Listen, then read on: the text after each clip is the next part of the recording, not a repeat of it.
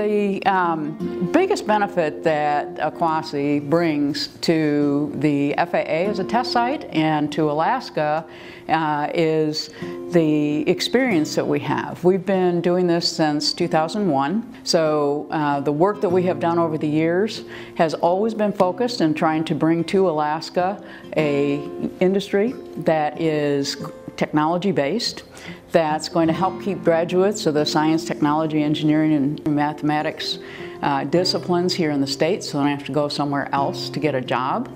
To bring an industry here that isn't dependent on resource extraction. I began developing this company about 2.5 years ago, and at that time, there weren't a lot of UAV companies in Alaska. There were probably 3 or 4 active companies, and as the exponential growth of UAVs in the U.S. has occurred, we're seeing a lot more interest in Alaska especially.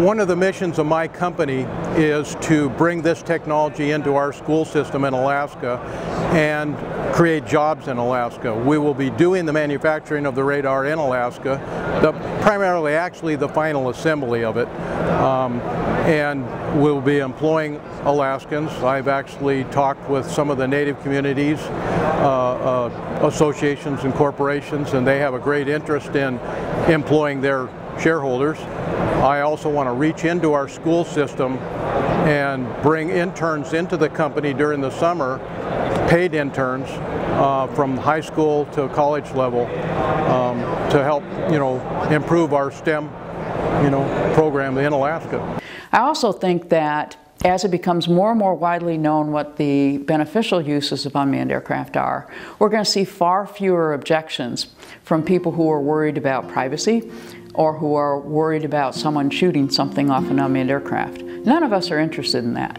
We're interested in getting out there with greater service to more places more easily, to bringing along our young people into careers that gave them impossible choices in the past.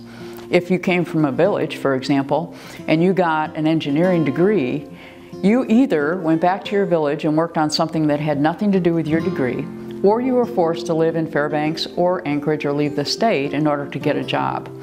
Now we're going to have this technology they could learn and take it with them and build their own businesses back in their villages to support their home.